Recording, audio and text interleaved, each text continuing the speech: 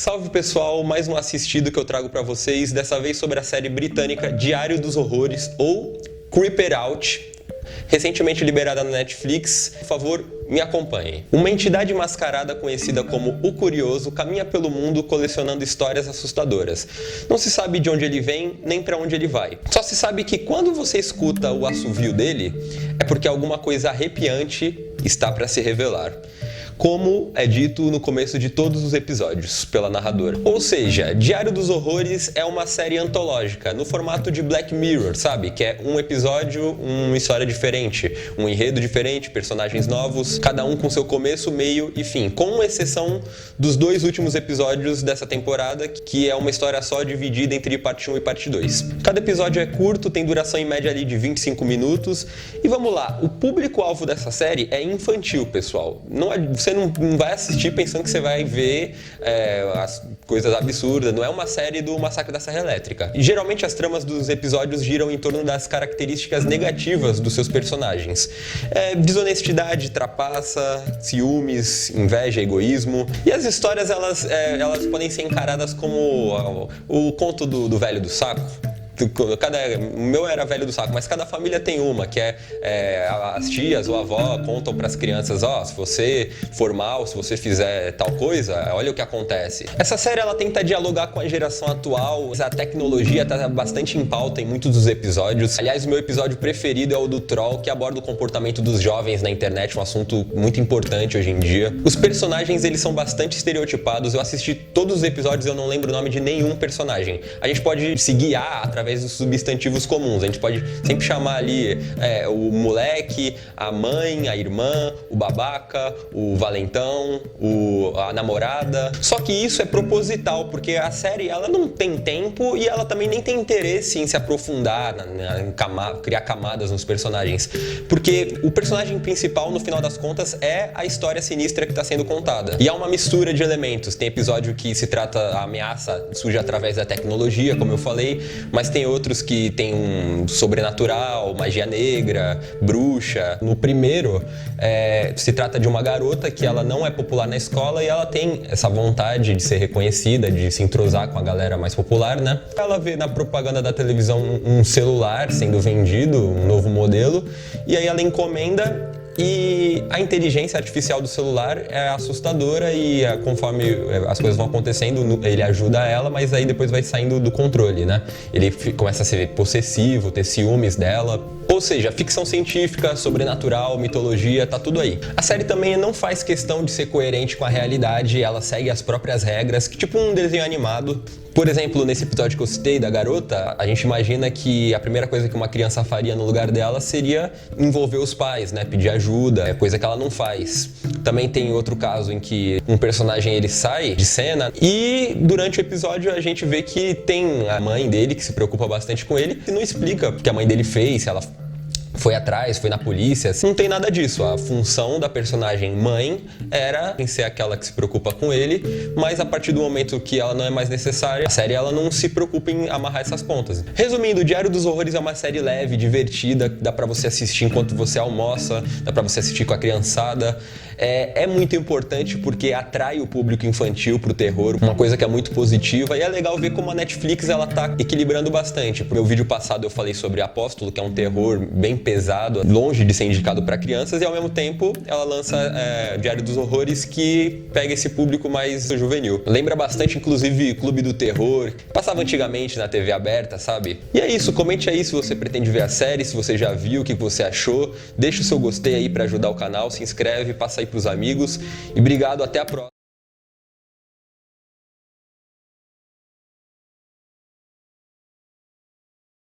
Ela está de volta, a série que rendeu o vídeo mais assistido do meu canal. E, como eu falei no vídeo passado, Diário de Horrores trabalha os seus temas dos episódios como consequências por má condutas dos personagens, em cima das características ruins deles, das crianças e dos adolescentes, mostrando ali que sempre ocorre uma coisa ruim quando eles insistem em cometer um erro, e nessa nova temporada não é diferente. Eu vou comentar um pouco sobre os 3 episódios que eu mais gostei dessa temporada nova, e para cada um eu vou falar qual é o elemento que eles abordam. Vamos lá. Episódio 5. Nesse, uma garota chamada Mia precisa lidar com as mudanças que a chegada do seu irmão recém-nascido trará em sua vida. Porém, nos primeiros dias do bebê em casa, coisas misteriosas começam a acontecer. Sons estranhos, coisas fora do lugar. A Mia começa a suspeitar que algo de errado não está certo.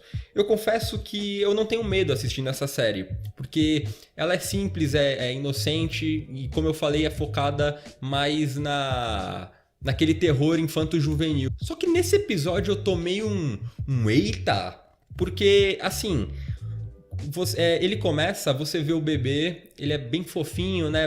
Nossa, eles pegaram um bebê, eu acho que era recém-nascido mesmo assim pra fazer.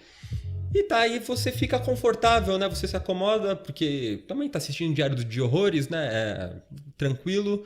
Só que aí acontece um negócio lá na casa, quando entra a bizarrice do episódio. Não que ele seja pesado nem nada disso, mas no começo, né, você tá na zona de conforto. E aí quando começa a loucura, você meio que dá aquela acordada. Tipo, what? Esse episódio, no fim, funciona muito bem como uma metáfora de como uma criança enxerga o seu irmão caçula quando ele chega tirando a exclusividade dela.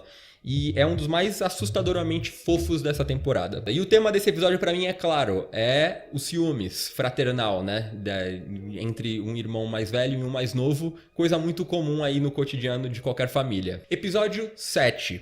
Nesse aqui, um pequeno contratempo acaba fazendo com que os amigos Lawrence e Mickey fiquem presos dentro de uma lojinha de conveniência, na época de Natal. Lá dentro, a única companhia que eles acabam encontrando é a de um Papai Noel mecânico bizarro que fica perseguindo eles que nem um stalker pelo lugar inteiro. E esse Papai Noel funciona como um Papai Noel às avessas, porque ele não gosta das crianças boazinhas. É o episódio natalino e eu adoro qualquer coisa que envolva Natal. Meu episódio preferido de Black Mirror é aquele que se passa no Natal, então é claro que esse episódio 7 acaba sendo o meu xodó. Em relação ao tema dele, eu pensei que seria a desobediência, né? Afinal, é o que se espera quando você tem um Papai Noel do mal na história. Só que toda a confusão da trama se desenrola a partir da irresponsabilidade do Lawrence, que sofre as consequências de ser, como muitas crianças, distraído e descomprometido. O final desse episódio foi o que eu mais gostei e é muito, mas muito bom. Chegamos ao episódio 9. Cass é uma vlogger que em seu aniversário decide fazer uma festa do pijama. E as coisas acabam tomando um rumo inesperado e tudo cai em desgraça. Por quê? Volte o vídeo e descubra. Ou seja, esse episódio funciona naquele estilo Memento, sabe? Que a história é contada de trás pra frente. E assim, conforme você começa a assistir, você se sente um pouco incomodado por causa disso. Porque muita coisa acontecendo e você não entende nada. Só que conforme o quebra-cabeça vai se montando, daí vem a recompensa. Aliás, é um episódio no formato found footage, tipo Atividade Paranormal, sabe? Já que a Cass é youtuber e tal.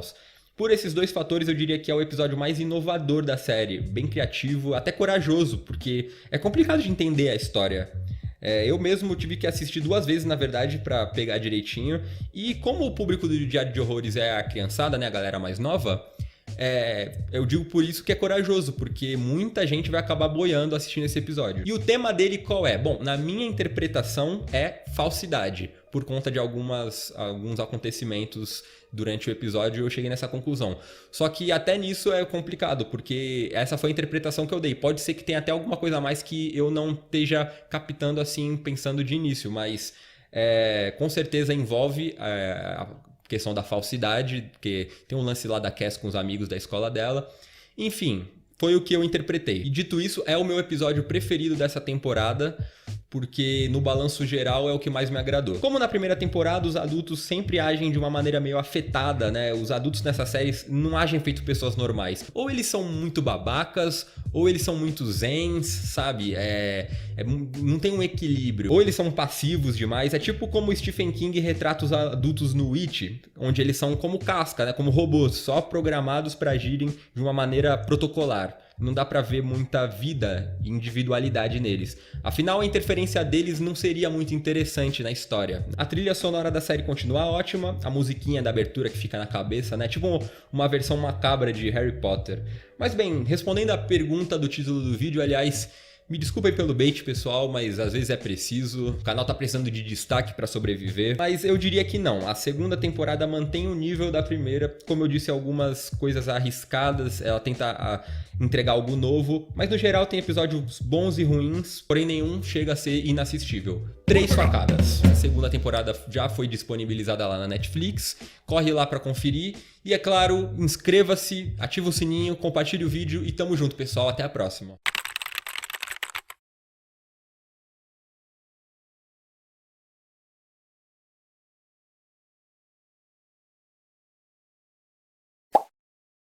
Yo, esse é o Tá em Choque, o seu canal de terror, horror, suspense e algo mais. Sejam bem-vindos a mais um vídeo. Retornaremos para essa série que é o xodó do canal, nossa querida Diário de Horrores. Mas hoje é um dia atípico, porque ela tá aqui para sofrer na nossa mão, pois iremos listar aqui os piores, os mais fracos, os mais chatos episódios da série, que apesar de em sua maior parte contar ótimas histórias e divertir bastante, tem alguns tropeços e umas coisinhas ruins aqui e ali, e é disso que a gente vai falar aqui.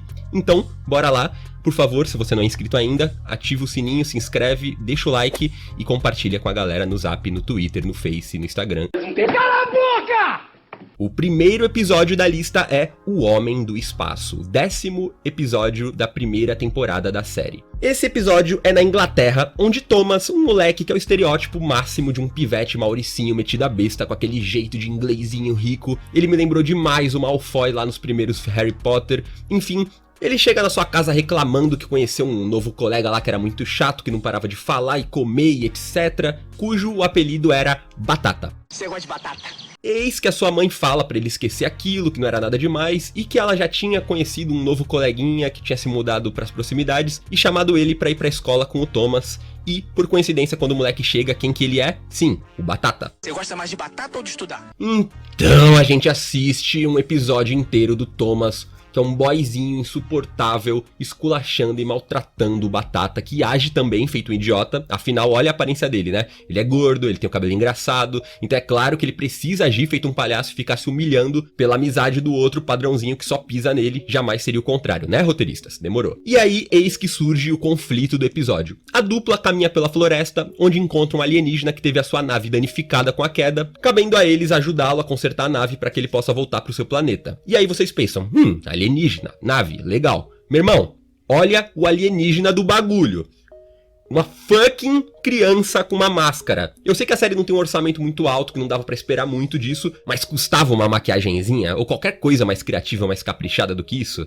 Pô, que nem o Quink lá do episódio do Labirinto, que é um baita de um monstrengo que dá um medo. E por quê? Porque eles não mostram, eles fazem um jogo de cena, mostram a sombra, a mão, e fica massa o resultado, já aqui é ridículo. Aí a gente fica lá vendo os três interagindo até o desfecho do episódio e o ET lá com aquela voz irritante, tipo um robô o tempo inteiro. Qual o seu nome?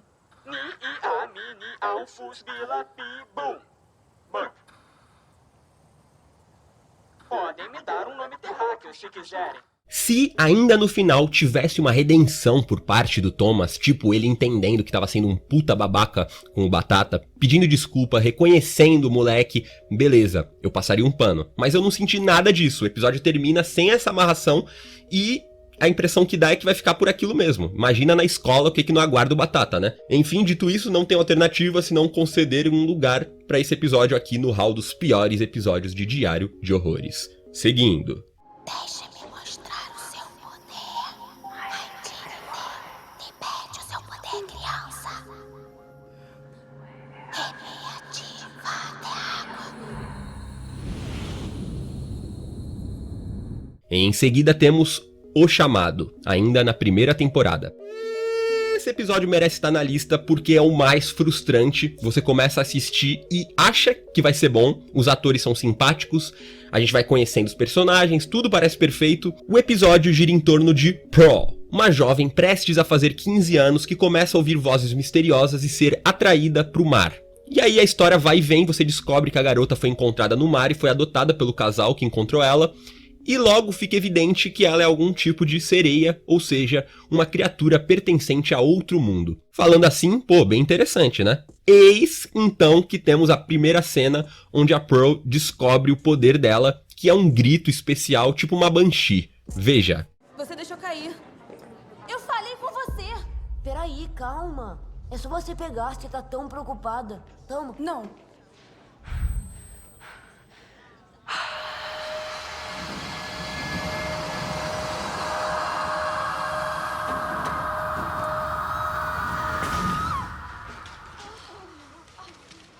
Viu como jogar lixo pode ser perigoso?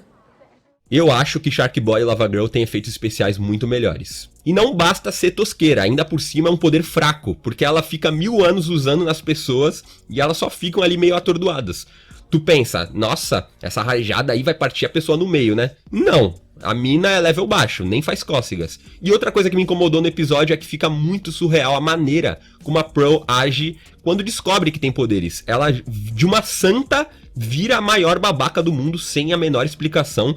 Simplesmente, ok, agora eu tenho poder, então eu vou agir feito uma otária pra passar aí no final do episódio alguma mensagem sobre humildade, controle, etc.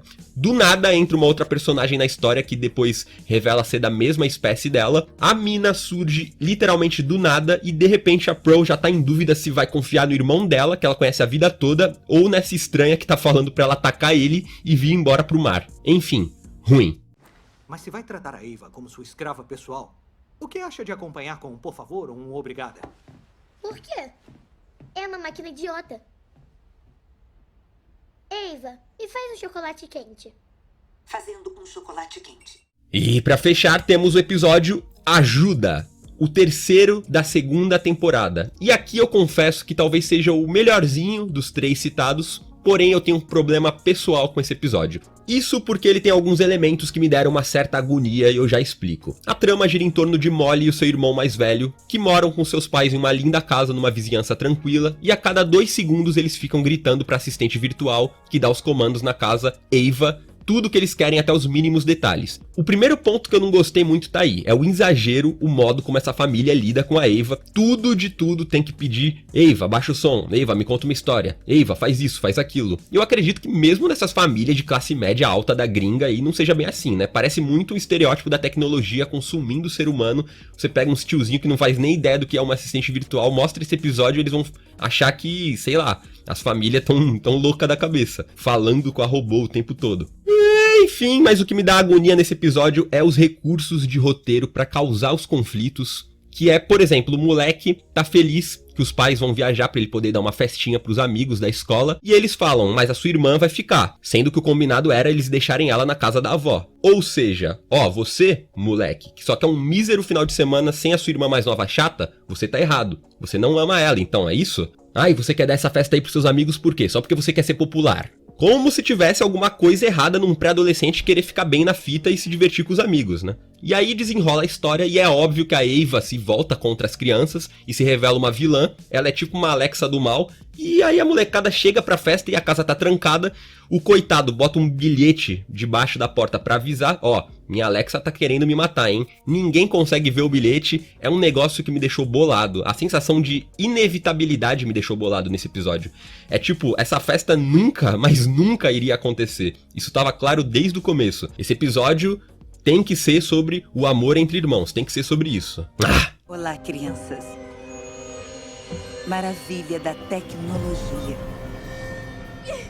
Me ajuda! Ela tá me controlando, me ajuda! E bom, ficamos por aqui. Fiquem à vontade pra falar nos comentários se vocês concordam ou discordam de mim. Fiquem ligados que tá saindo bastante vídeo aqui no canal, uma média de 3 por semana. E é isso, pessoal. Tamo junto, até mais, a gente se vê por aí.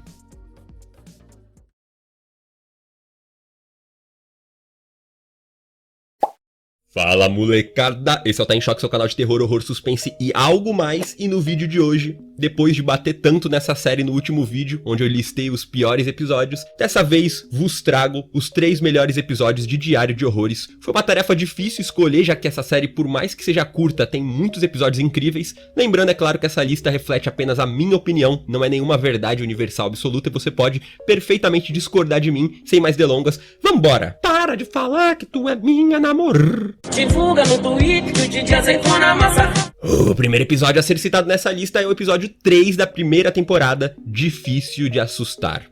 Esme é uma jovem que trabalha como babá aqui e ali para levantar uma grana, e em suas noites com as crianças ela sempre faz um esquema. ela conta histórias assustadoras pra fazer elas irem dormir mais cedo e assim ela pode curtir a casa como se fosse dela, ver o que quiser na televisão, ficar de namoro com o boy, etc. Uma certa noite ela vai pra casa de uma família rica cuidar do filho deles, o pequeno Ash, que é um garoto que, diferente das outras crianças, não cai nas mentiras da Esme, é bem respondão com ela e inverte a situação no momento em que ele começa a contar pra Esme e pro namorado dela uma história sobre um tal de Candlesticks, que é um ser sobrenatural que, segundo ele, não gosta de mentiras e protege as crianças e estava furioso com o casal.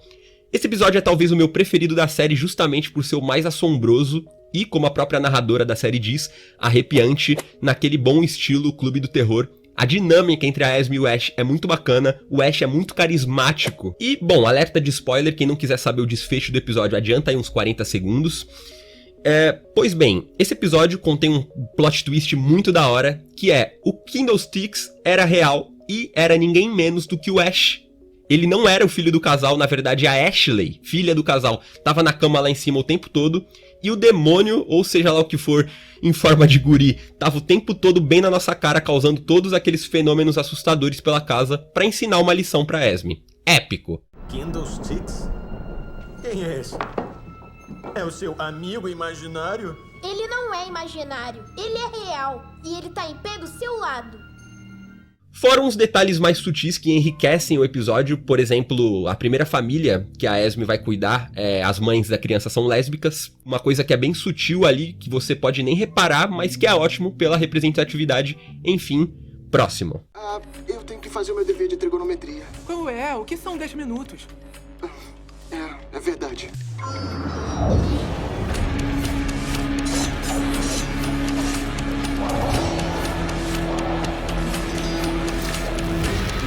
Episódio Só Mais Um Minuto. O episódio que abre a segunda temporada nos mostra Jack, um garoto de 12 anos que se amarra numa jogatina online com seus amigos da escola, e isso rende alguns problemas pra ele, já que ele deixa sair do controle, fica jogando até muito tarde, o que a sua mãe condena, e certa noite, depois dos seus amigos deslogarem, ele começa a trocar ideia com um novo jogador misterioso que mostra pra ele alguns segredos no jogo que turbinam a experiência do garoto, o deixando fascinado a ponto dele começar a virar noites e noites jogando. Isso começa a impactar a sua vida escolar, assim como a convivência dele com seus amigos, que começam a achar ele meio estranho, meio distante, e a cada jogada o tempo vai passando mais rápido de uma maneira que o Jack nem percebe. Ele começa a perder experiências legais, ele perde a festa que seu amigo dá, onde seria o cenário perfeito para ele se aproximar da menina que ele gosta, e por aí vai. A coisa chega no ápice quando, depois de uma longa noite de games, o Jack acorda e percebe algo assustador. Haviam se passado 5 anos e ele já estava para se formar no ensino médio. E aí ele fica perturbado, ele vai pra escola e se depara com aquelas provas finais difíceis que ele não sabe nada e começa a repensar as suas decisões. Esse episódio é muito bom desde o começo, que a música da série é tocada numa versão gamer,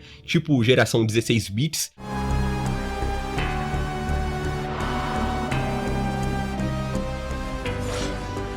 E me ganhou pela temática, que é o vício em jogos, que é uma coisa que muita gente desacredita, mas pra mim pode ser tão perigoso e prejudicial quanto o alcoolismo e outros vícios. Justamente pelas questões que o episódio toca, que é o impacto na escola, nas relações sociais e até mesmo nas familiares, porque tem uma passagem muito interessante que é quando o Jack acorda mais velho e ele pede ajuda pro irmão mais novo dele, e o irmão dele diz: "Cara, eu nem te conheço."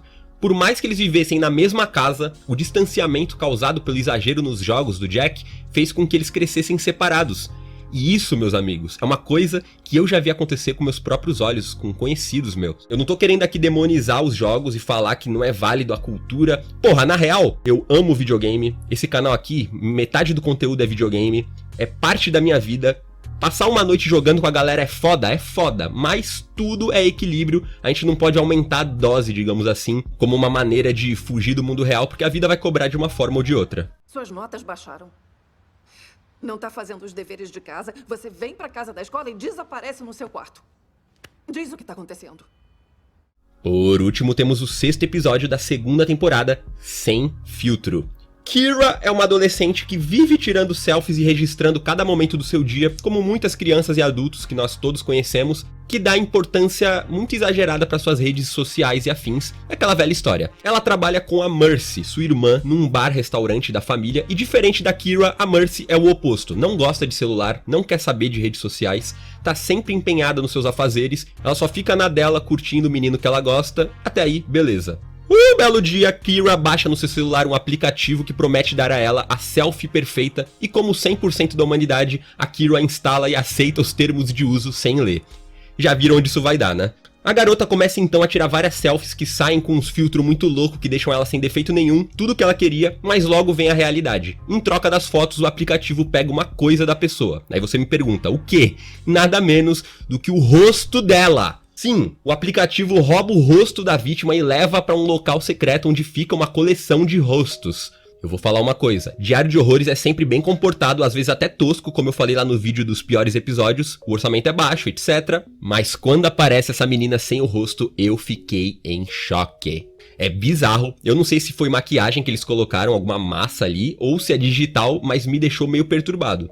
Enfim, agora ela tá nessa situação e só pode contar com a sua irmã pra tentar reverter isso e recuperar sua cara. O episódio me agradou muito pela sua fluidez e criatividade, além desse também ser um tema bem presente na realidade, como eu falei. Às vezes a série dá uma exagerada, como o episódio da Ava, né? Mas aqui eu consegui super identificar porque é algo que seja realmente assustador, o vício em redes sociais, a obsessão pela própria imagem que tantos e tantos jovens vêm tendo a cada geração. E a garota que faz a Kira é uma boa atriz, te convence, algo meio raro nessa série, verdade seja dita, né? É uma galera que tá começando e as atuações são meio sofríveis, nada que tire a brisa da série, porque é a molecada, você vê o Daniel Radcliffe péssimo ali na Pedra Filosofal, e nem por isso deixa de ser um filmaço. Relaxa, é só uma foto. Você não entende mesmo, né?